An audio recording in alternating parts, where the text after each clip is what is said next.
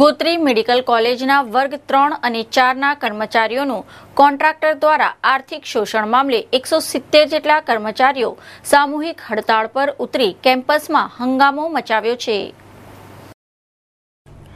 Gotri medical કોલેજના 3જા અને 4થા વર્ગના કર્મચારીઓને કોન્ટ્રાક્ટર દ્વારા પૂરતો પગાર નહીં આપી તેઓનું આર્થિક શોષણ કરતા હોયનો આક્ષેપ ગોત્રી મેડિકલ કોલેજના 170 જેટલા કર્મચારીઓ હડતાળ પર ઉમટી જતા કોલેજ કેમ્પસમાં હોબાળો મચી ગયો હતો।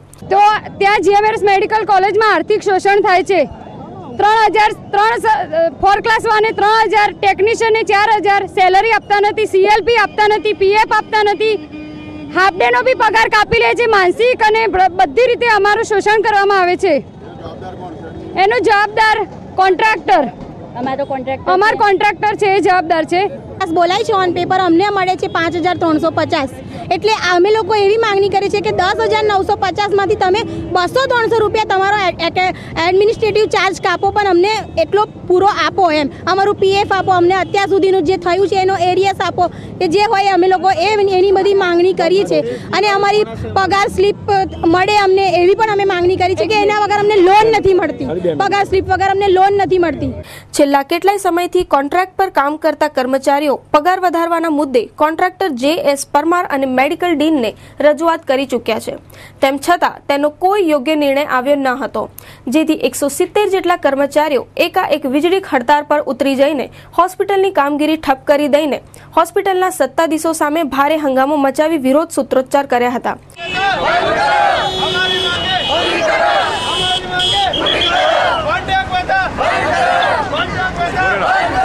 आर्थिक, शारीरिक और मानसिक रीते शोषण કરવામાં આવે છે। જે સરકારશ્રી દ્વારા આપવામાં આવે છે તે છેલ્લા માણસ સુધી પહોંચતું નથી।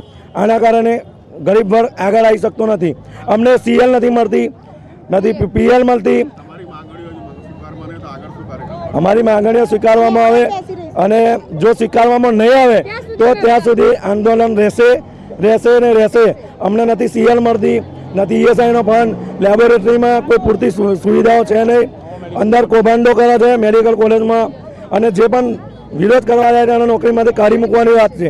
આજે 8000, 9000, 10000, 11000 જેવા પગાર હોવા છતાં આ લોકો 3500 અને 4500માં અમને કામ કરાવે છે।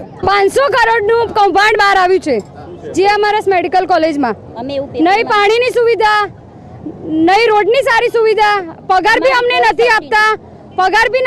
તો 500 કરોડનું કૌભાંડનો પૈસા શું કરે છે? 500 કરોડનું કૌભાંડ છે એ અમે પેપરમાં વાંચ્યું છે, એ અધિકારીઓનું જ હશે, પરંતુ અમને જે અત્યારે અમારા ઉપર અમને પાણીની સુવિધા મળતી નથી, અમારી કોઈ સેફટી નથી। અમે મેડિકલ લેબોરેટરીમાં જોબ કરીએ છીએ, પણ પાણી આવતું નથી। અમારે ખાવા પીવા માટે હાથ ધોવા હોય તો બી ફાંફા મારવા પડે છે કે ક્યાં હાથ ધોવા જાવ। અમારે બહુ જ તકલીફો સહન કરવી પડે છે, છતાંય 4-5 હજાર પગાર મળે છે। અમારો 11-12 હજાર હોવા છતાં અમને મળતો નથી, અને અહીંયા બહુ જ શોષણ થાય છે। હડતાળના બીજા દિવસે પણ ગોત્રી હોસ્પિટલના બહાર ધરણા પ્રદર્શન યોજી વિરોધ નોંધાવ્યો હતો।